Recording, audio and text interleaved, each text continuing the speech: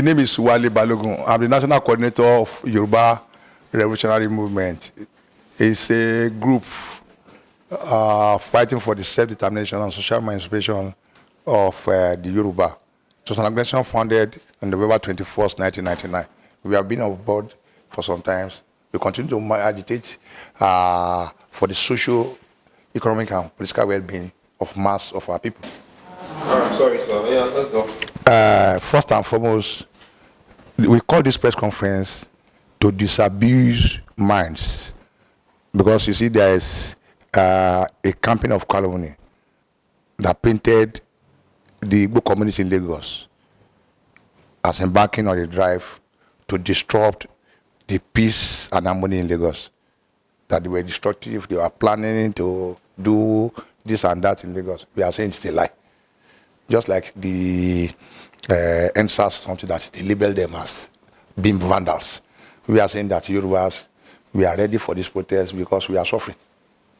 And we are saying that Yorubas will be part of this struggle. They were coming out en mass to ventilate their anger because of the suffering and hardship that is ongoing in Nigeria. So this press conference is majorly to address the fact that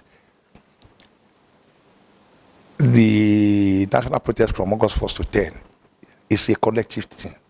It cuts across religious, ethnic lines and political persuasions. That people were just tired. People were just saying enough is enough.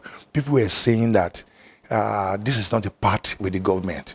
You know, there's a social contrast between the mass of the people and any government that they elected into power.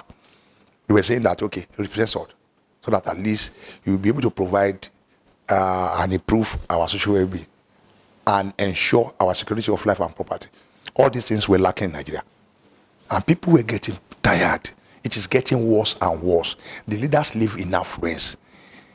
Most of the people can barely sustain their family on 300 naira per day.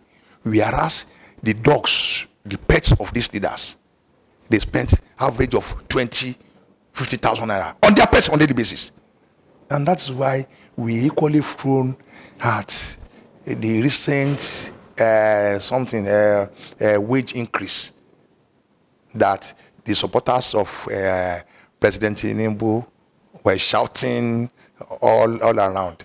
What Nigerian workers did and they demanded for is not an increase in wages. What they want is a living wage, a wage that can take them home. Even the 70,000 naira increment cannot bag a bag of 50 kg of rice. And they were daily increasing, stealing from our Commonwealth. Nigeria will be making more and more money on every day. The people are getting more and more impoverished on daily basis. That is, the rich are getting richer. The poor are getting poorer. As a Yoruba person, there's an adage in our land that that if you are not hungry, that you cannot say you are poverty stricken. That somebody that can eat, that can feed himself, is okay, according to the by the Yoruba. But if the family cannot feed, and you know they were now using a cosmetic approach that they call palliative. What is palliative? It is just to deceive people that government feel concerned about your plight and that we're doing something. Whereas the palliative is not meant to resolve the question of hunger, the question of starvation, the question of hardship, the question of insecurity of life and property in the land. So they were just deceiving the people. So in essence, we are saying that for this protest, and that's why we came out categorically, that it is not an Igbo thing, it is not an Hausa thing, it is not a Kanuri thing. It's a collective something to fight all transformation injustice, and that's why we are on. You see, possibly or otherwise, you see that the government gathered their normal allies in the self-determination groups and the so-called pro-democracy and human rights community. They have a meeting yesterday, and that meeting that they have yesterday, you know, part of their resolution, they have been giving money to organize themselves to occupy Freedom Park at Ojota on August 1st, Whereas genuine protesters will be chased around the street in other locations. That is hypocrisy. And that is part of the madness. UREM took it upon itself to speak out. They are desecrating our custom and tradition. How can you unleash the Igbo court on people? For what? The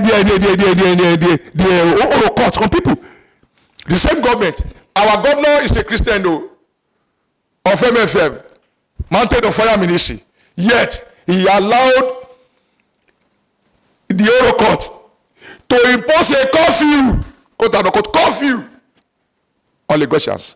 They tried that in 2023 towards the governorship election.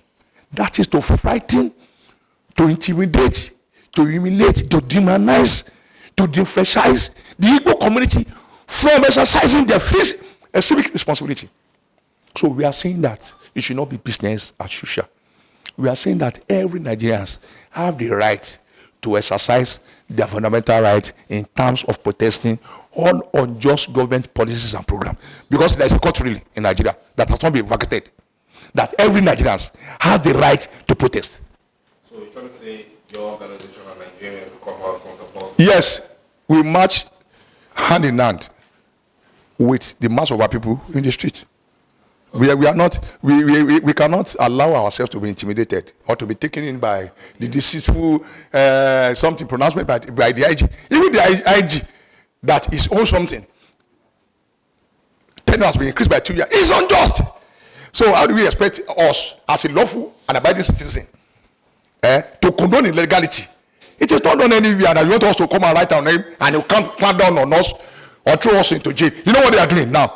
The boys all the agberos that they were using during the election, they were going to their different bases to arrest them and put them in police cells or compromise them with money. That is how frightened they were. The Christian Bible said, if you do what is right, you won't be afraid. It's only the guilty are afraid. They were afraid of their shadows. I think that is the problem of this government. Sir, with the present economic hardship in the country, what should the government be doing to salvage the situation? Economic hardship in the country. If you don't understand the problem, you can't find a solution. I think it's inept.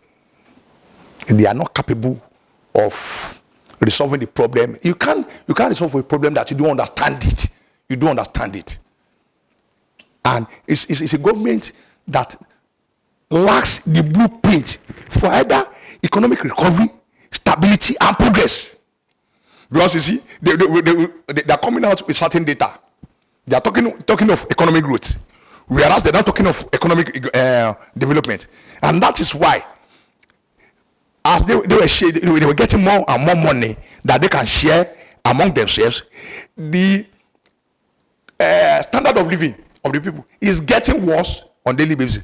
How can you advise a government that is deaf, dumb, and pretend not to see what we are saying? I think the best for Nigeria is to come to the realization that regime change defies solutions. That what we should do is system change. We have to dismantle this structure and find Nigeria anew. Revolution is the only way to save the poor in Nigeria. Forget the ethnic coloration or whatever. That yes, Tinubu is my brother, my kid and kin.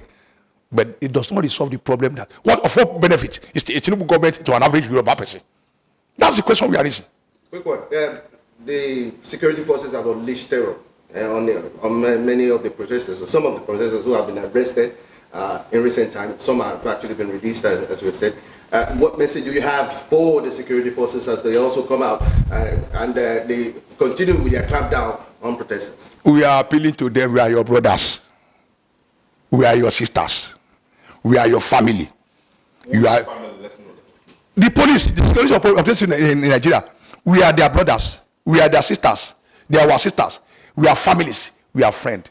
They should not be used because it was the taxpayers, the poor majority that were clamping down. They are the ones that ensure that they are paying their salary. They should not be misused against us. It is for them to protect our life and property so that we will be useful to the Nigerian state. They should remember that they are feeling what we are feeling. We go to the same market. They were hungry. Their children too cannot afford fee. They do not. The generation of public education is how everybody were running to public schools, to private schools. Imagine a government. Those are the things.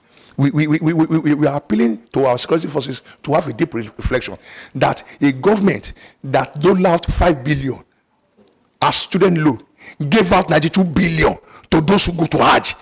Of what economic benefit would that be to the Nigerian economy? I think that is what all I. Thank you.